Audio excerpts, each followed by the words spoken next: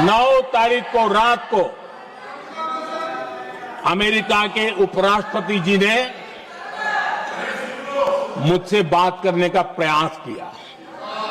वो घंटे भर कोशिश कर रहे थे, लेकिन मेरी सेना के साथ मीटिंग चल रही थी, तो मैंने उनका फोन उठा नहीं पाया। बाद में मैंने उनको कॉल बैक किया। मैंने कहा कि आपका फोन था, 3-4 बार आपका फोन आ गया, क्या है? तो अमेरिका के उपराष्ट्रपति जी ने मुझे फोन पे बताया कि पाकिस्तान बहुत बड़ा हमला करने वाला है, ये उन्होंने मुझे बताया। मेरा जो जवाब था, जिनको समझ नहीं आता है उनको तो नहीं आएगा,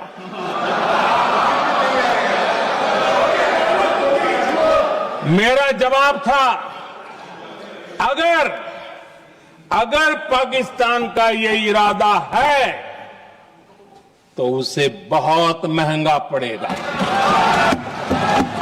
ये मैंने अमेरिका के उपराष्ट्रपति को कहा।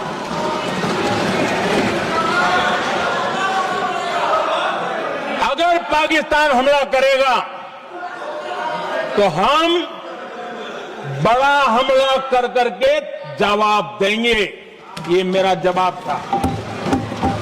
और आगे मेरा एक वाक्य था, मैंने कहा था हम गोली का जवाब गोले से देंगे। ये 9 तारीख रात की बात है, और 9 रात में और 10 सुबह हमने पाकिस्तान को सैन्य शक्ति को तहस नहस कर दिया था। और यही हमारा जवाब था, यही हमारा जज्बा था। और आज पाकिस्तान भी भली भांति जान गया है कि भारत का हर जवाब पहले से ज्यादा तगड़ा होता है।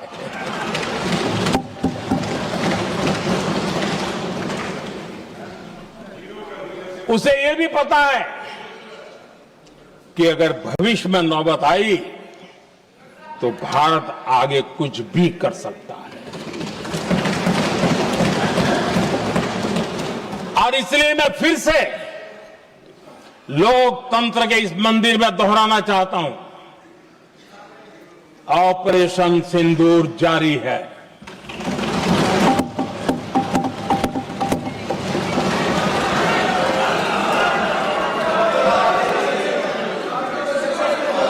पाकिस्तान ने दुस्साहस की अगर कल्पना की तो उसे करारा जवाब दिया जाएगा।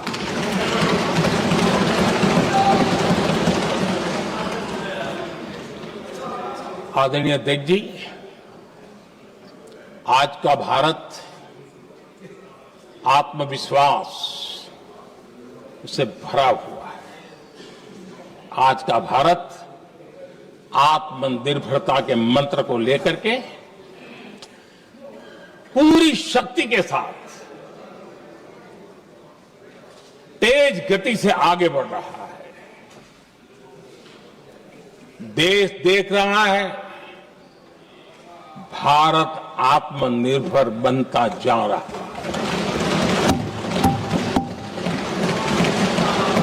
लेकिन देश ये भी देख रहा है कि एक तरफ तो भारत आत्मनिर्भरता की ओर तेज गति से आगे बढ़ रहा है, लेकिन कांग्रेस मुद्दों के लिए पाकिस्तान पर निर्भर होती जा रही है।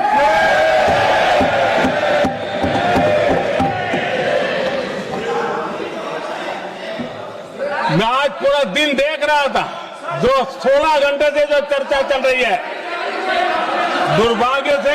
प्लीज बैठिए, सब जवाब दे दिया आपका, आप सुनते नहीं, सबका जवाब दे दिया, प्लीज।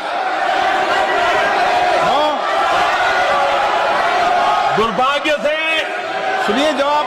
कांग्रेस को पाकिस्तान के मुद्दे इंपोर्ट करने पड़ रहे हैं।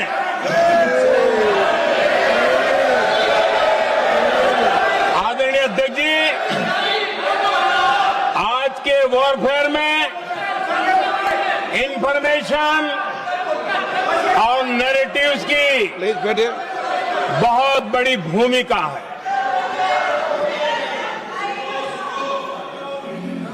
नैरेटिव घड़ करके एआई का भी भरपूर उपयोग करके सेनाओं के मनोबल को कमजोर करने के खेल भी खेले जाते हैं। जनता के अंदर अविश्वास पैदा करने के भी भरपूर प्रयास होते हैं। दुर्भाग्य से कांग्रेस और उसके सहयोगी पाकिस्तान के ऐसे ही प्रपंच के प्रवक्ता बन चुके हैं।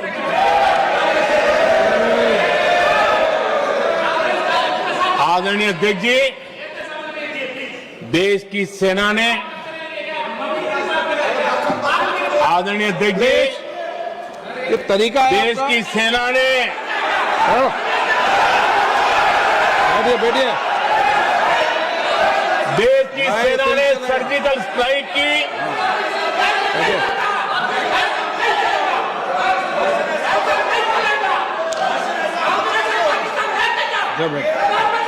बैठिए बैठिए। आदरणीय अध्यक्ष जी, देश की सेना ने सफलतापूर्वक सर्जिकल स्ट्राइक की तो तुरंत कांग्रेस वालों ने सेना से सबूत मांगे थे, लेकिन जब उन्होंने देश का मूड देखा, देश का मिजाज देखा, तो सुर उनके बदलने लगे और बदल करके क्या कहने लगे?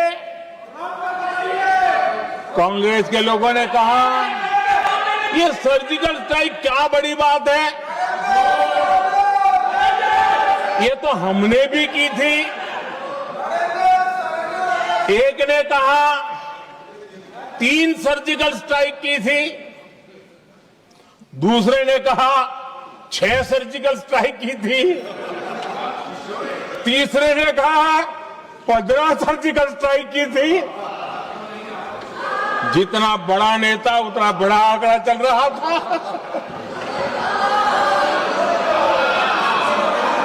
आदरणीय अध्यक्ष जी, इसके बाद बालाकोट में सेना ने एयर स्ट्राइक की। अब एयर स्ट्राइक तो ऐसी थी कि वो कुछ कह नहीं सकते थे, इसलिए ये तो नहीं कहा कि भाई हमने भी की थी। उसमें तो उन्होंने समझदारी दिखाई, लेकिन फोटो मांगने लगे। एयर स्ट्राइक हुई तो फोटो दिखाओ, क्या कहां गिरा, क्या तोड़ा, कितना तोड़ा, कितने मरे, भाई यही पूछते रहे। पाकिस्तान भी यही पूछता था, ये भी यही पूछते थे। इतना ही नहीं, आदरणीय अध्यक्ष जी, जब पायलट अभिनंदन पकड़े गए तो पाकिस्तान में तो खुशी का माहौल होना स्वाभाविक था कि उनके हाथ में भारतीय सेना का एक पायलट उनके हाथ लगा था। लेकिन यहां पर भी कुछ लोग थे जो कानों कानों में कह रहे थे, अब मोदी फंसा, अब अभिनंदन वहां है, मोदी ला करके दिखा दे। अब देखते हैं मोदी क्या करता है। आज डंके की चोट पर अभिनंदन वापिस आए।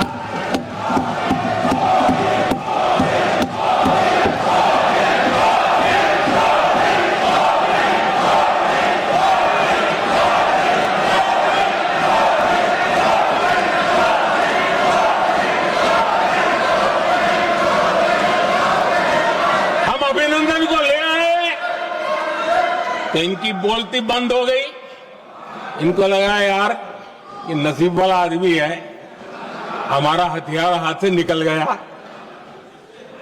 आदरणीय अध्यक्ष जी, पहलगाम हमले के बाद हमारा बीएसएफ का एक जवान पाकिस्तान के कब्जे में गया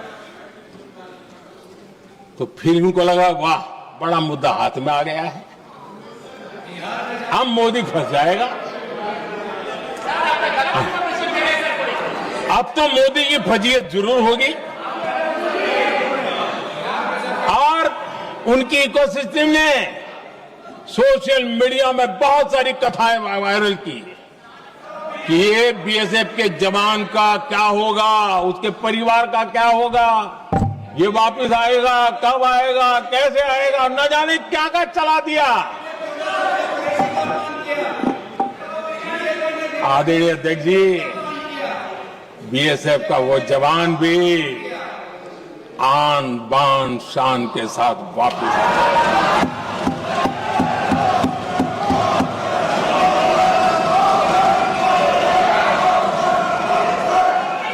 आतंकवादी रो रहे हैं, आतंकवादियों के आका रो रहे हैं और उनको रोते देखकर यहां भी कुछ लोग रो रहे हैं।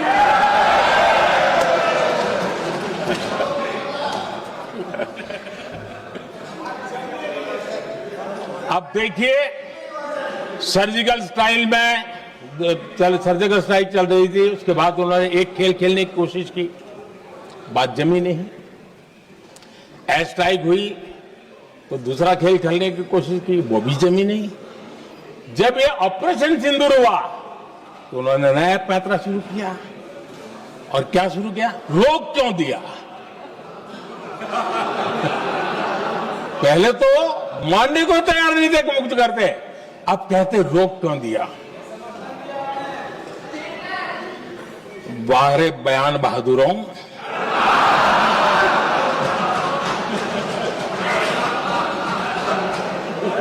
आपको विरोध का कोई न कोई बहाना चाहिए और इसलिए सिर्फ मैं नहीं पूरा देश आप पर हंस रहा है।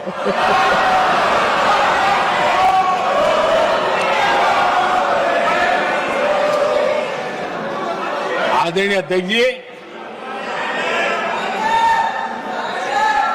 सेना का विरोध, सेना के प्रति एक पता नहीं नेगेटिविटी, ये कांग्रेस का पुराना रवैया रहा। देश ने अभी अभी करगिल विजय दिवस मनाया, लेकिन देश पूरी तरह जानता है कि उनके कार्यकाल में और आज तक करगिल के विजय को कांग्रेस ने अपनाया नहीं। न करगिल विजय दिवस मनाया है, न करगिल विजय का गौरव किया। इतिहास साक्षी है अध्यक्ष जी। जब डोकलाम में सैन्य हमारा शौर्य दिखा रहा था, तब कांग्रेस के नेता चुपके चुपके किससे ब्रीफिंग लेते थे वो सारी दुनिया अब जान गई।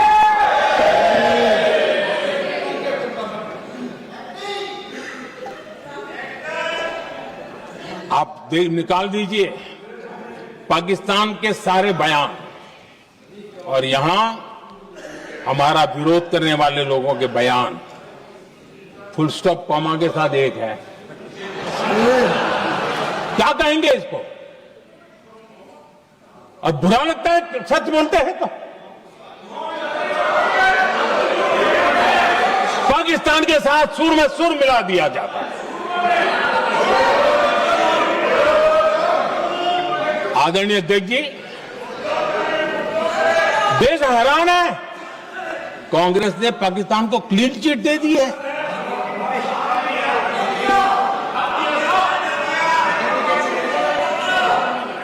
उनकी ये हिम्मत, और इनकी आदत जाती नहीं है, ये हिम्मत कि पहलगाम के आतंकी पाकिस्तानी थे, इसका सबूत दो।